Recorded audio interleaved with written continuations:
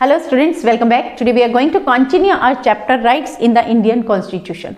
आज के लेक्चर में हम बात करेंगे regarding right to freedom of religion. अभी तक प्रीवियस लेक्चर्स में हमने डिस्कस किया है राइट टू इक्वालिटी के बारे में, right to freedom as well as right to against exploitation. आज का जो हमारा टॉपिक रहेगा वो क्या होगा, right to freedom of religion. Before moving forward आपको सिर्फ इतना कहना चाहूंगी कि अगर आपको ये लेक्चर्स अच्छे से समझ में आ रहे हैं तो चैनल को सब्सक्राइब जरूर कीजिएगा। अब अकॉर्डिंग टू आवर कॉन्स्टिट्यूशन, हमारा कॉन्स्टिट्यूशन क्या कहता है कि right to freedom of religion क्या है। उसके according everyone enjoy the right to freedom to follow religion of his choice, his और हर चॉइस। हमारा कॉन्स्टिट्यूशन कहता है कि हर व्यक्ति को अपनी पसंद का कोई भी रिलीजन चूज करने या उसे फॉलो करने का अधिकार है। यही जो right to freedom of religion है, ये क्या है, it is considered as the hallmark of the democracy. इसे डेमोक्रेसी का हॉलमार्क के रूप में जाना जाता है। अब बात आती है कि जब ऑलरेडी हमने पिछले जो लेक्चर्स थे उसमें डिस्कस किया था राइट टू इक्वालिटी। अब जब राइट टू इक्वालिटी हमें दे दिया गया, राइट टू इक्वालिटी का मतलब है कि सब लोग एक समान हैं, चाहे किसी भी धर्म के, किसी भी रिलीजन के, सबको इक्वल अपॉर्चुनिटीज हैं। तो इतना सब देने के बाद हमें right to freedom of religion की जरूरत क्यों पड़ी? तो उसके लिए क्या, हमें पहले थोड़ा सा बैकग्राउंड में जाना पड़ेगा। हिस्टोरिकली अगर हम अपनी बैकग्राउंड, अपनी हिस्ट्री को देखते हैं तो historically freedom of religion was not there. Past की अगर हम बात करें तो उस समय रिलीजन की फ्रीडम नहीं थी। फ्रीडम्स बाकी होंगी लेकिन रिलीजन के, धर्म के आधार पर कोई भी स्वतंत्रता, कोई भी आजादी नहीं थी। जैसे कि आपने प्रीवियस क्लासेस में 7th 8th वगैरह में पढ़ा होगा कि जो भी रूलर्स आते थे, अलग अलग dynasty, Gupta dynasty, Mughal dynasty and all, तो वो अपने धर्म को, जैसे मुगल डायनेस्टी आई तो वो मुगल धर्म को, मुस्लिम रिलीजन को जो था उसको ज्यादा प्रेफर करते थे। तो जब कोई भी रूलर आता था उसका जो धर्म होता था वही धर्म दूसरे जो उसकी पॉपुलेशन थी, जो जनता होती थी, उन्हें फॉलो करना पड़ता था। राइट, तो ये हमें क्या बताता है कि historically right to freedom of religion नहीं था। Person following a religion different from the ruler, अगर कोई व्यक्ति उसके रूलर का जो रिलीजन है उससे अलग किसी धर्म को फॉलो करता था, वर ईदर प्रोसिक्यूटेड और फोर्स्ड टू कन्वर्ट रिलीजन, या तो उन्हें प्रोसिक्यूट कर दिया जाता था, यानी जेल वगैरह में डाल दिया जाता था या मरवा दिया जाता था, या फिर उनसे जबरदस्ती धर्म परिवर्तन करवाया जाता था। इसीलिए इन्हीं चीजों को देखते हुए किस चीज की जरूरत पड़ी, फ्रीडम ऑफ रिलीजन की। राइट, अब आ जाती है, यहां क्वेश्चन आ सकता है why we need of freedom of religion, then आपको इन चीजों के बारे में बताना पड़ेगा। Then freedom of religion is a basic principle of democracy. ये बेसिक प्रिंसिपल है। इसमें फ्रीडम ऑफ रिलीजन में क्या क्या बातें आती हैं, कौन कौन सी चीजें हैं जिनको हम फ्रीडम ऑफ रिलीजन में इंक्लूड करते हैं। फ्रीडम ऑफ फेथ, सेकंड क्या आ जाता है, इक्वालिटी ऑफ ऑल रिलीजन। एक तो फेथ की फ्रीडम, कहीं पर भी किसी भी धर्म, किसी भी पर भी आप विश्वास कर सकते हैं, किसी पर भी आपका फेथ, आपकी डिवोशन हो सकती है। And equality of all religion, और जितने भी धर्म है वो सब इक्वल हैं। अब सबसे पहले हम बात करते हैं फ्रीडम ऑफ फेथ की। फ्रीडम ऑफ फेथ का मतलब क्या है? एवरीवन, फ्रीडम ऑफ फेथ का मतलब है everyone is free to choose and practise any religion. कोई भी व्यक्ति किसी भी धर्म को चूज कर सकता है, किसी भी धर्म की प्रैक्टिस कर सकता है। राइट, अब फ्रीडम ऑफ कंसाइंस में conscience, profess, follow, propagate any religion. कोई भी व्यक्ति अपनी मर्जी से किसी भी धर्म को फॉलो करे, किसी भी धर्म के जो अपने विचार हैं, उसका प्रचार है, प्रसार है, वो कर सकता है, उसको फॉलो कर सकता है, उसके आइडियाज को प्रोपोगेट कर सकता है, तो उसमें कभी भी उसे रोका नहीं जा सकता। इन सब कामों के लिए वो क्या है, that person is free. Right, अब ये क्या है, it is the freedom of faith. ये हमारा जो right to freedom of religion, उसके अंडर जो फर्स्ट कंसेप्ट आता है that is freedom of faith. Right, यानी फ्रीडम ऑफ फेथ के अकॉर्डिंग आप क्या, जिस भी धर्म पर विश्वास है आप उसका गुणगान कर सकते हैं, आप उसको फैला सकते हैं, आप उसके लिए कोई भी प्रोसेशंस वगैरह निकाल सकते हैं, तो कोई भी आपको रोक नहीं सकता। राइट, लेकिन जैसा कि हमने स्टार्टिंग में पढ़ा था कि जितने भी हमारे फंडामेंटल राइट्स हैं वो क्या है, वो एक लिमिट तक है हमारे। अब एक लिमिट तक कैसे, अब इसीलिए सब ये भी जो right to freedom of faith है इसमें भी कुछ लिमिटेशंस है। यानी आप अपने चॉइस का धर्म चूज कर सकते हो, आप उसका प्रचार प्रसार कर सकते हो, लेकिन in order to protect public order, morality and health. लेकिन आप अपने धर्म के प्रचार प्रसार कर रहे हो, लेकिन उसमें कुछ सर्टेन जो है लिमिटेशंस होती हैं। वो किस लिए होती हैं, ताकि सिर्फ किस लिए, पब्लिक की प्रोटेक्शन के लिए, मोरालिटी और हेल्थ, लोगों की हेल्थ, लोगों की जो स्वास्थ्य है उसका ध्यान रखते हुए लोगों को प्रोटेक्ट करने के लिए इनमें कुछ लिमिटेशंस होती हैं। इसके लिए गवर्नमेंट क्या कर सकती है, government can interfere in religious matter for routing out certain social evil. Social evils को खत्म करने के लिए, जो सामाजिक बुराइयां हैं उनको खत्म करने के लिए गवर्नमेंट जो है धर्म में इंटरफेयर कर सकती है। अब सामाजिक बुराइयां कौन सी होंगी? अब धर्म है तो उसमें बुराई कैसे हो सकती है? नो डाउट, लेकिन हम अगर अपने पास्ट को देखें, प्रीवियस हिस्ट्री को देखें, तो उसमें हमने सती प्रथा के बारे में सुना है, ह्यूमन सेक्रीफाइसेस, एनिमल सेक्रीफाइसेस। अब ये क्या है?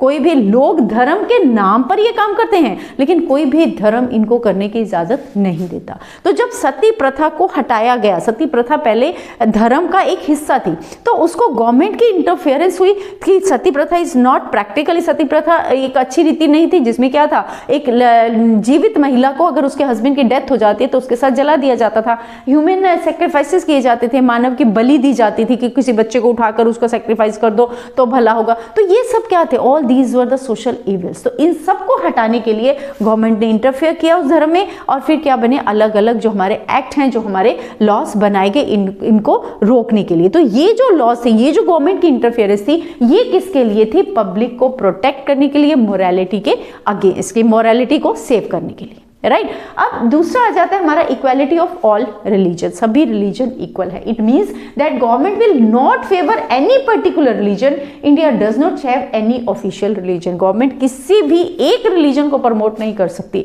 कि हिंदू धर्म सबसे बेस्ट धर्म है, सिख धर्म सबसे बेस्ट है, मुस्लिम धर्म सबसे बेस्ट है, या कोई और क्रिश्चियंस या एनी अदर रिलीजन की वो बेस्ट है। किसी भी एक धर्म को वो ऊपर नहीं उठा सकती। जैसे कि श्रीलंका में है, श्रीलंका में क्या है? सिन्हालस एंड तमिल्स। तो वहां पर किस धर्म को प्रेफर किया जाता है? सिन्हालस को, राइट। तो उससे क्या है, उनमें सोशल कॉन्फ्लिक्ट्स रहते हैं, सोसाइटी में लड़ाई झगड़े रहते हैं। तो कोई भी, इंडिया में क्या है, हमारा कॉन्स्टिट्यूशन क्या कहता है कि सभी धर्म इक्वल है, किसी भी धर्म को ऑफिशियल रिलीजन डिक्लेयर नहीं किया जा सकता, राइट। अब government will not discriminate on the basis of religion in giving education और एम्प्लॉयमेंट। कभी किसी को एम्प्लॉयमेंट देने के लिए, एजुकेशन स्कूलों में एडमिशन लेना, कुछ लेना है, तो उस पर वो धर्म के आधार पर किसी भी तरीके का डिस्क्रिमिनेशन नहीं कर सकती। साथ ही साथ the institution run by the state will not preach any religion or give religious education, nor will they favor persons of any religion। ना तो वो किसी पर्टिकुलर धर्म, भी सिर्फ एक ही धर्म के बारे में शिक्षा देनी है, या सिर्फ एक ही धर्म के पर्सन को जो है उन्होंने एम्प्लॉयमेंट देनी है, एक ही धर्म के पर्सन की फेवर करनी है। ऐसा कोई भी सरकारी या गैर सरकारी, गवर्नमेंट और नॉन गवर्नमेंट कोई भी ऑर्गेनाइजेशन, ये जो काम है, कोई भी इंस्टीट्यूशन इस तरीके का काम अपनी इंस्टीट्यूशन में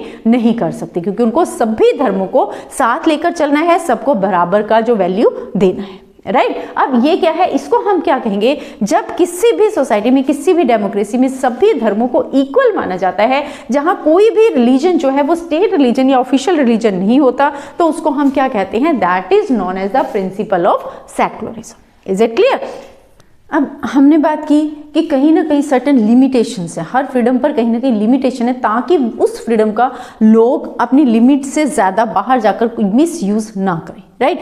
अब ये जो सर्टेन लिमिटेशंस हैं, चाहे वो सोसाइटी के लिए, जैसे हमने राइट टू रिलीजन में अभी देखा कि सोसाइटी में मोरालिटी को बनाए रखने के लिए, ह्यूमैनिटी को बनाए रखने के लिए, लोगों की फेवर के लिए कुछ लिमिटेशंस लगाई गई हैं, जिसमें गवर्नमेंट इंटरफेयर कर सकती है।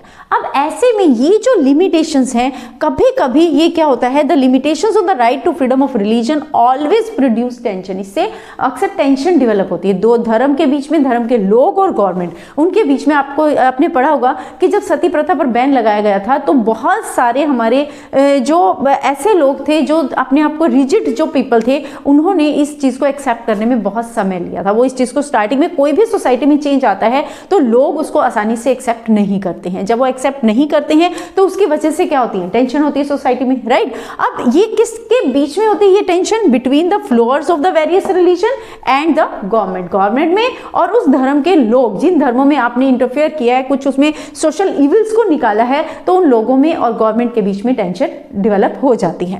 अब ये इशू क्यों है? अब जो सोशल फ्रीडम ऑफ रिलीजन है, ये क्या है? Issue freedom of religious controversies, ये कंट्रोवर्सी का विषय रहा है हमेशा। अब कंट्रोवर्सीज क्यों होती है? क्योंकि फ्रीडम ऑफ रिलीजन जो है become a matter of political controversy. अब अगर ये टेंशन होती है तो इसका मेन रीजन क्या है? इसके पीछे की जो मेन कारण है वो क्या है? That is due to the political reason. अब वो पॉलिटिकल कंट्रोवर्सी जब बन जाता है ये इशू, तो क्या होता है? Then it creates a tension for yet another reason, right. अब हाउएवर, अब कुछ लोगों का क्या मानना है? However some people recent controversion on the ground of that these are based on intimidation और इंड्यूसमेंट। अब कुछ लोगों का जो इसको मानते हैं उनका क्या कहना है कि ये जो कंट्रोवर्सीज किस लिए होती है कि जो धर्म परिवर्तन वगैरह करवाया जाता है, राइट टू रिलीजन ये कहता है कि किसी भी धर्म को फॉलो कर सकते हो, किसी भी धर्म को अपना सकते हो। तो कुछ लोगों का ये कहना है कि जो ये धर्म परिवर्तन किया जाता है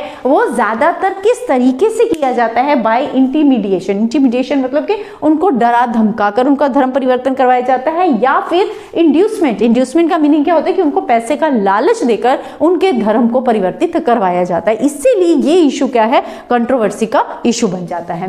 अब लेकिन जो हमारा राइट टू रिलीजन है, फ्रीडम ऑफ रिलीजन है, वो क्या कहता है कि फोर्सफुली किसी का भी धर्म परिवर्तन नहीं करवाया जा सकता, राइट। कोई अपनी मर्जी से किसी दूसरे धर्म को ऑप्ट करना चाहता है वो कर सकता है, लेकिन forcefully conversion are not allowed.